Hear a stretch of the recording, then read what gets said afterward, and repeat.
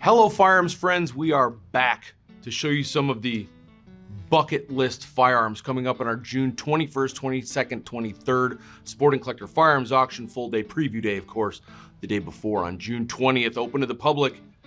This is your chance to come see some of this stuff. Now, if you remember from our February Sporting Collector Firearms Auction, we talked quite a bit about increasing the quality in the Sporting Collector auctions, and boy, the proof's in the pudding for our June auction. We have guns on the table that normally never would have been considered for a Sporting Collector auction, or far back enough, our regional auctions when they were called that. Absolute monsters of gun collecting. Very pleased to show them to you today. Let's just get started with the big dog on the table, a Colt Walker C Company number 172. Now, we've sold this Walker before. This is a premier auction gun. We sold back in, I believe, 2018. C Company 172 is a phenomenal Colt Walker.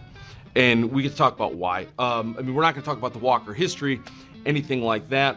But of course it's special because it's from C Company. That's Captain Sam Walker's own company. You might have heard his name before in reference with these revolvers. But it's also, let's go back to May's auction and talk about Kevin Hogan's video on a Walker and a 1-1000, some of the big four of collecting. And when he talks about Walker, he mentions two things in particular. And one of them is that it's Colt, of course, the condition of Colt Walkers, right? They both have to do with condition. And the first thing is that when these guns were getting cleaned, everybody would be cleaning their Walkers, but they'd put their cylinders into a boiling pot of water to boil off all the the nastiness from the black powder. And then when you're done cleaning your Walker, you just grab a cylinder and throw it back in your Walker. They weren't matched a lot of times. If they were, it's almost a rarity. So you see those mismatched cylinders a lot. And he also talks about the parade of Walkers. Now, it's in 2003. That's the Texas Gun Collectors Association search for all the Walkers they can find, right? Kind of like the Winchester 73 1-1000 search. They're just trying to catalog as many as they can, get them all in one place to really get a better idea of where things stand today for these kind of iconic American firearms.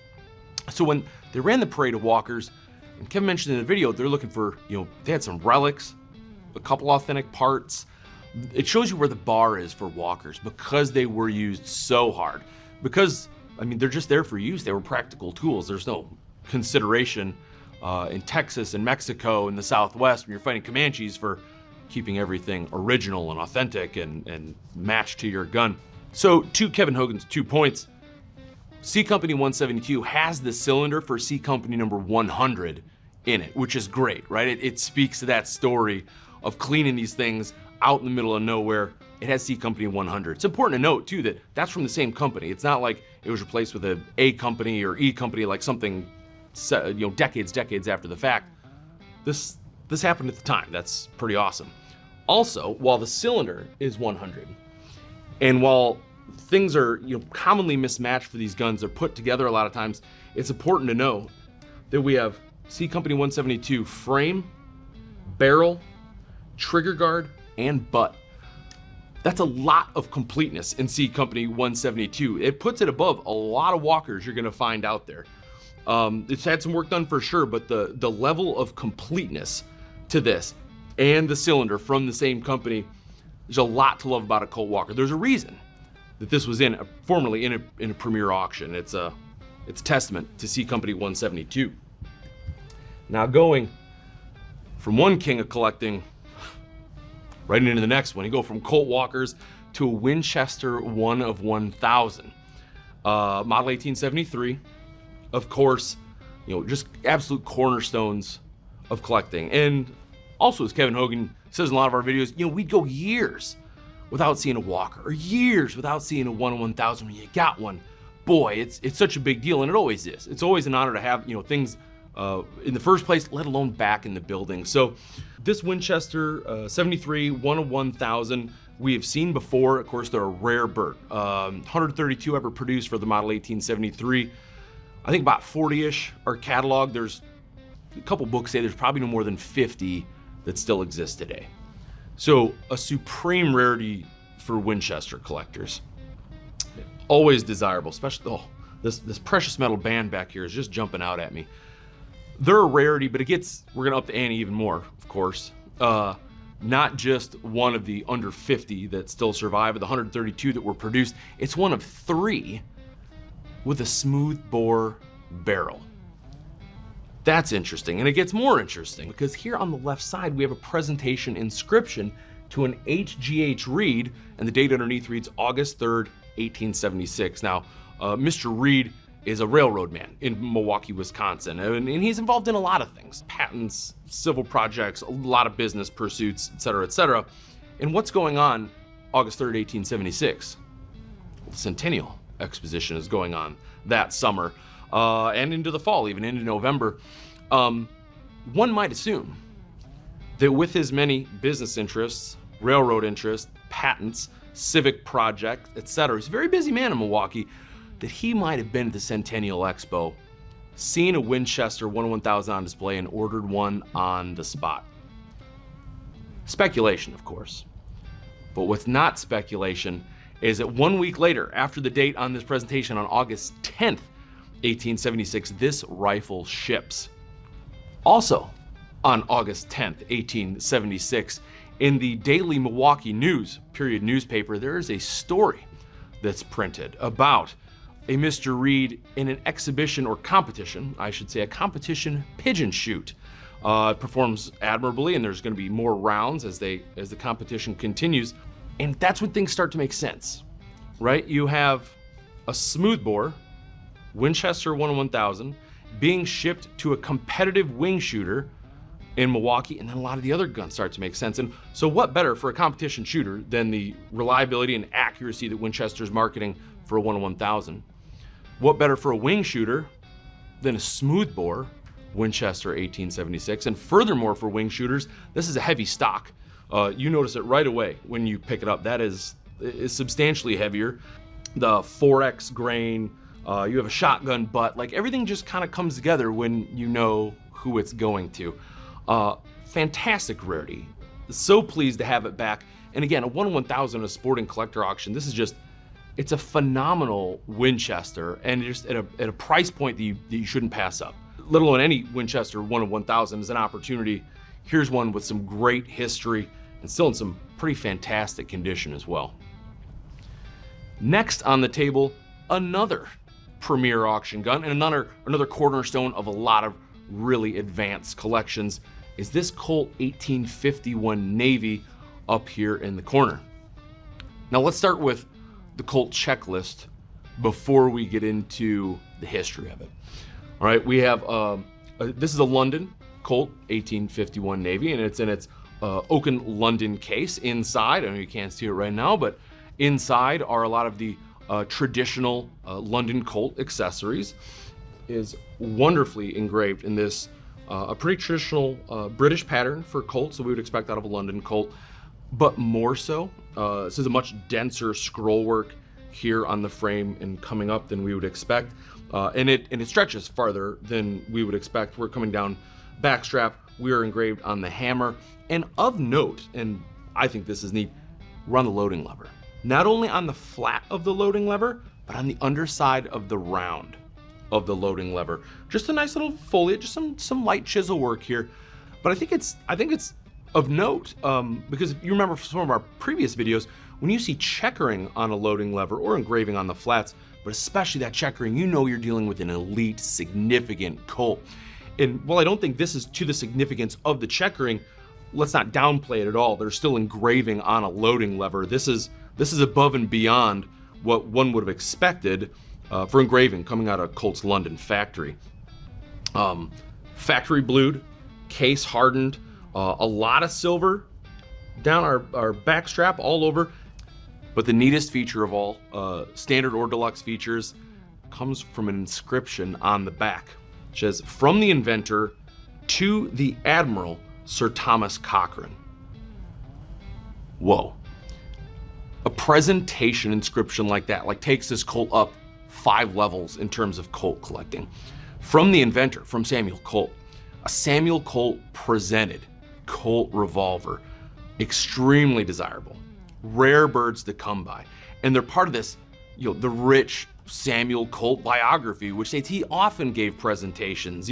He's trying to lure government contracts or gain favor here or there. Some people call it bribes, some people call it great marketing, but whatever you call it, Samuel Colt was really, really good at it. Fun part about this one for Sir Thomas Cochrane was it was actually given after the fact. It was after an order of 24,000 London 1851 navies was placed in 1854. So significant order, but who is Sir Thomas Cochrane? Sir Thomas Cochrane, the French called him the Wolf of the Sea. His life reads almost like fiction, and that's no coincidence. A lot of historical nautical characters take some of their stories or base some of their characters on Thomas Cochrane. Horatio Hornblower, based in part on Sir Thomas Cochrane. The Jack Aubrey series of books took some stories and in part from Sir Thomas Cochrane. Who's Jack Aubrey? Well, they made a movie that was loosely based on those books called Master and Commander of the Far Side World. So you see how Sir Thomas Cochrane just kind of has influenced things over time in nautical literature, nautical fiction, even today, in today's big Hollywood films. He started his seafaring days around 17 to 20 years old, quickly rising in rank, quickly rising in prestige. The stories of his bravery and heroism are absolutely incredible. He's in the midst of fighting your Napoleonic Wars, War of 1812. Stories say that he's part of the burning of the White House during 1812. So, and when he surrendered to French captains in a later battle, they wouldn't accept his sword because he had used it so bravely. His stories are absolutely incredible, and it kind of comes to a crashing halt. 1814, he's involved in some stock fraud, rightly or wrongly, but people were saying Napoleon died. It raised the prices of some bonds. They then quickly sold them. Neither here nor there, but he goes to jail for a year. He avoids the pillory, but he goes to jail for a year. He is stripped of his title. He's stripped of his decorations. And what else is there to do in a rags to riches to rags story but to rise to riches again? And so Thomas Cochrane, no titles, no captain, no sirs, no lords, no anything, goes to South America. And in no particular order, he helps the Brazilian Navy and fight from their independence from the Portuguese. He helps the Peruvian Navy fight for their independence. He helps the Chilean Navy fight from independence to Spain, and then later on goes to Greece and helps them to a lesser extent, but still, the guy's all over the map and influencing major battles. So finally, the British Navy says, we could kind of use that guy. By 1830, he receives full pardon. By 1850, he is admiral. And of course, that's the first year of production for the 1851 Navy, so he's positioned perfectly to really endorse these guns to the British Navy, and of course results in that order we talked about for 23,500 of the revolvers. What a fantastic Colt. As a London Colt, it's already great. Engraving, condition, the engraving above and beyond, it is case set, we have the accoutrements. It's a fantastic Colt, but when you add in the history of a nautical just dare-doer, of a rags to riches again man like Admiral Sir Thomas Cochrane, it belongs in a serious Colt collection. And here it is in a sporting collector auction. Last and certainly not least, there was a time in my over a decade here at Rock Island Auction Company, we would never have an NFA or Class 3 item in a sporting collector auction, but the times they are a-changin'. And here we have a great Thompson, model 1921, one of almost 24 NFA items in the sale. So if you're looking to enter into the wide, wonderful world of NFA and machine guns, check out the June auction. You will not regret it. This is an exciting one. Model 1921. This is actually shipped in July 1922, so pretty early production model in the grand scheme of things. And it's shipped to the Adjutant General of the Indiana National Guard. That's very good. He then ships it, of course, it gets sent to the Indiana State Prison. So it's shipped to law enforcement. So it spends its life in law enforcement, has a very detailed provenance after the fact, after it leaves that world. So very well-known gun, very well documented. But let's step back for a second and put that in perspective. Classic American machine gun, like quintessential American machine gun. We're known internationally for the Thompson. It's shipped in the very early years of the Roaring '20s. All right, so this is its era. And it's shipped to Indiana. Indiana is this hotbed of bank robberies and gangster activity. And you might not think about that, but Ohio and Indiana, they're getting hit left and right by bank robbers. John Dillinger, notably, spends time in there and he actually does quite a lengthy prison stint up in Indiana. Pretty Boy Floyd forms a bank. He leaves the South to do a bank robbery up in Indiana. And there's so many. Banks are losing so much money in Indiana at this time that the Indiana sort of organization for bank tellers and bankers is widely endorsing arming their bank tellers and people in their banks so they can fight back. To the point where it's on like the front cover of their period magazines. They're opening up shooting ranges in the basements of banks. Like, it's a big deal. And so here we have this in the early 20s going to that spot as also law enforcement at large. So bank tellers obviously aren't the only ones sort of arming themselves and preparing to do battle with all these robbers and ruffians and bank robbers.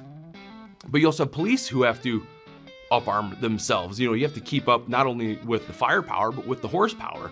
So they're upgrading their arsenals, they're upgrading their vehicle fleets. And here's this Colt Thompson, right in the beginning of it, going to Indiana law enforcement. Fantastic condition. You wouldn't expect to see, again, a Class 3 in a sporting collector auction, but there's a really, really neat and an early example of the almost 24 in the auction. How's that for increasing the quality for a sporting collector auction? The June 21st through 23rd auction, absolute bucket list guns, Colt Walker Winchester 101,000, a pretty exciting 51 Navy, a London Navy for an advanced collection, and of course some really, really nice Class 3s are happening in the June Sporting Collector Firearms Auction. You should come see it yourself. June 20th, the preview day, as we mentioned, open to the public. If you can't come, you can still search for collectibles like this. The whole auction's full of absolutely fantastic collectibles if you do your digging. So if you can't come to June 20th and look then, check it on our website. Place your bids. Until next time, keep your powder dry.